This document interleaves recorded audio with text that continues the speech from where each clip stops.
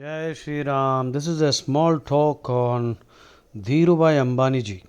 His name was Dheeraj Lal Hira Chand Ambani. Now, the main purpose of doing this small video is to inspire you so that you absorb, emulate some of his traits which will be sufficient for you to self actualize and become a truly successful person. So, Dheeraj Lal Hira Chand Ambani was his name. Now, the word Dheeraj, Dheeraj Rakna, Dheeraj means composure, equanimity, calm, fortitude. Fortitude means courage, especially in the time of trouble. Forbearance is patience in the time of trouble. So, Dheeraj is an untranslatable word. So, anyway, I've tried, you heard me. Dheeraj would include fortitude and forbearance, especially in the time of trouble. So that's why in Hindi we say Dheeraj Rakho, Dheeraj Rakho. So Dheeraj Lal. So Dheeraj Lal means son. So he is the son of fortitude. Hira Chand. Hira is a diamond. Chand. Chand is the moon or Hira Chand. So he has the qualities of the moon and he is like a diamond. In fact, the value of a diamond goes up depending on the number of facets it has. The word for a diamond's facet is bezel, Bezel. So he is truly a multifaceted diamond. So I just spent a little time on explaining his name. Please listen. So Dheeraj Lal Hira Chand Ambani. Even today, he strides the Indian economy, larger than life presence. Now, he was born to a village schoolmaster, a village school teacher, in a modest, house. His mother was a housewife. So, what next about Dhirubai Ambani ji? At the age of 17, it is said that he went to Aden. Aden is a city in Yemen, which was a protectorate of the British, that wretched East India Company. So he went to Aden at the age of 17 and he was working in a port at the Suez Canal and he worked as a stevedore, Stevedore.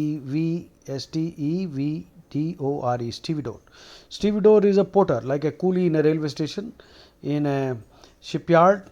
That person is called a stevedore. It sounds very majestic, isn't it? As if it's the name of some officer. Anyway, so our Dheeraj Lal Hira Chand Ambani worked as a porter, a coolie, in the port and in Aden, a city of Yemen, and in the Suez Canal, near the Suez Canal.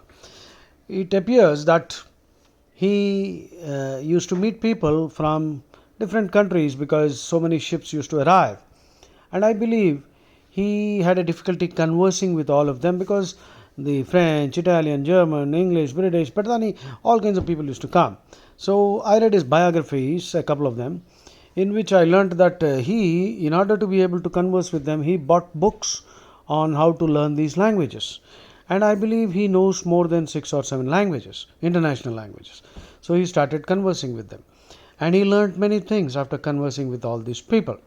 Next, he is believed to have worked as a petrol vendor in a petrol pump there, perhaps to moonshine. Now, moonshine means to make extra income in the night or whatever. So I think that was also an indication of how willing he was to work hard. So he worked as a petrol pump vendor. Now, from here, the rest of his story in short is he made some savings and he returned to India somewhere in I think 1977 and he started selling spices to Yemen and he was importing polyester yarn and subsequently he wanted to have his own factory producing the yarn. And when he approached the national banks, they refused to finance him because he had no credit worthiness. There was nothing to show, no collateral he could provide. So because the national banks refused to finance him, The next thing that he did was truly awesome. He went the to the villages, and he talked to the villagers, and his charisma was such that they trusted him. They gave him their savings, and with that he started Reliance. It went public in 1977. And there's one more short story. Prior to going to the bank with his own savings, he actually wanted to buy a second hand, rundown factory which the owner would be willing to sell because it's not viable anymore to run the factory. So he wanted to take such a kind of a second hand factory, renovate it and make it suitable for his work. But when he went and approached all these people who owned such kind of properties, he realized that they were trying to extract blood, literally. They were charging very high.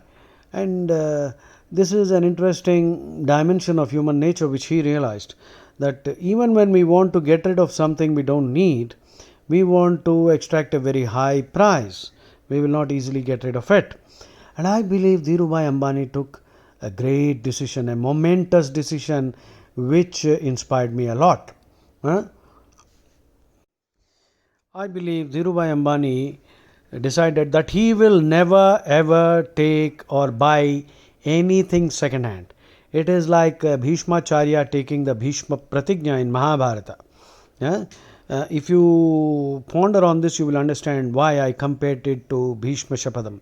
Because he didn't have money on one hand, and he couldn't even afford to buy a second hand or third hand rundown factory.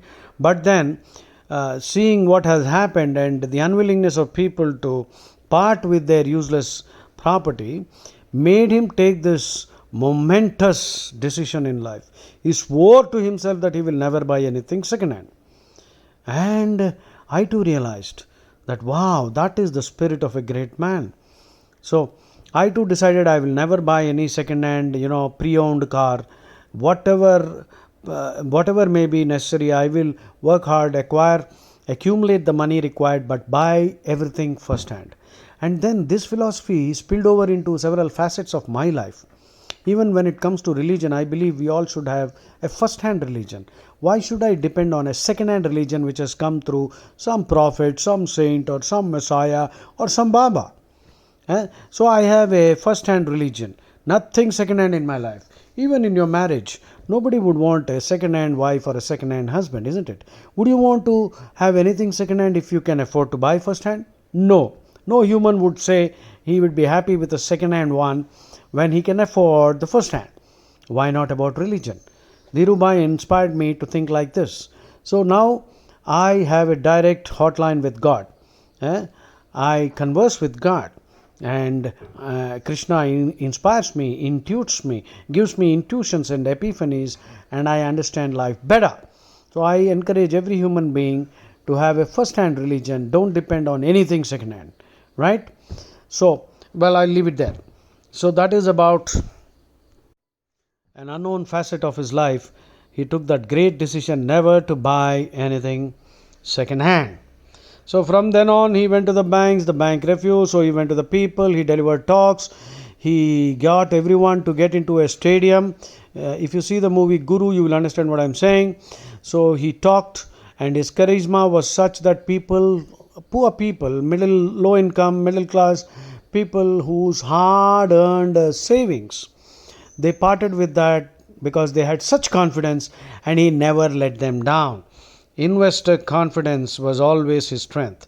Investor confidence never got shaken. It always remained unshaken due to the handsome dividends he continuously offered them. That is how Reliance grew when the national banks refused to finance. So fortunately, there is a difference now with Prime Minister Modi in place. Our thinking has completely radically changed. Earlier it was completely corrupt license Raj during the Congress rule, but he skillfully navigated the economy was run down. It was a stodgy economy. He navigated with supreme agility the crippling bureaucratic regulations, the license Raj, and went on to create history. Of course, naturally, he has many detractors. As you know, a detractor is a person who will criticize unreasonably. So that doesn't bother me. It's all right. He was, in short, what are the adjectives you can use for him? The super excellent blue ribbon entrepreneur, super eminent outstanding example of business leadership, and super profitable business option, and awesome-tastic, awesome plus fantastic becomes awesome-tastic.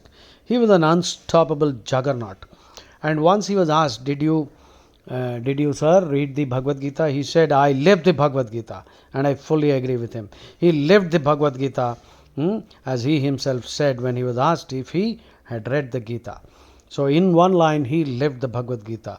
And of course, even Krishna is attacked even today by ignorant people, because the condition was such. When conditions are such, see, once you get into the gutter, you cannot not be touched by the dirty water.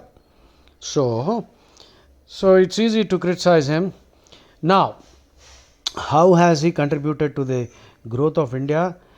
Directly, he employed even at that time lakhs of people. Now it is running into millions. Millions and millions are directly employed by the reliance, and indirectly millions and millions are benefited, because there's a chain. You can understand if you just think a little, you see.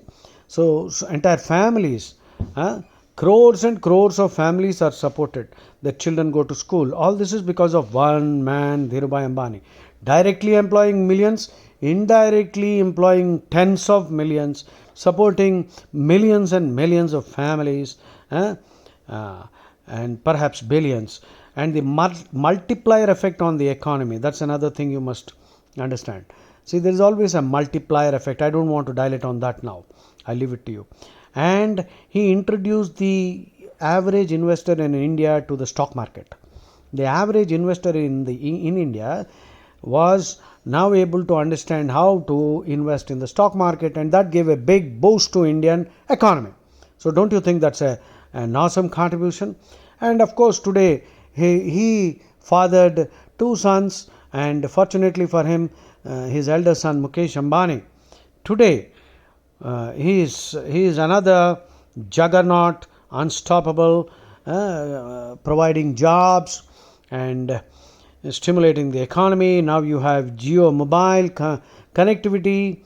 Nearly 1 billion people could be using Geo mobiles and TV channels, and it is incredible how one man and his son now is carrying on that excellent work.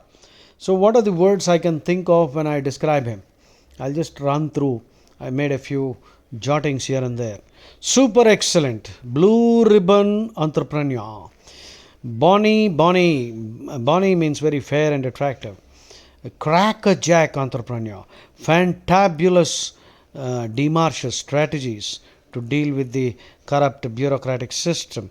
Pure dynamite. All his statements, his strategies were pure dynamite. The competitors were vanquished literally. His shares, his company shares, are truly gilt-edged securities. Gilt-edged. His life itself was gilt-edged. Gilt, G-I-L-T, means covered with a thin layer of gold. Golden, what do you call, foil, golden foil covered. Gilded. A real Jim Dandy of a person. Jim Dandy is another word for crackerjack, which means very fine, very attractive, very charismatic. Top drawer, top notch, prodigious achievements. Of course, he had many detractors as usual.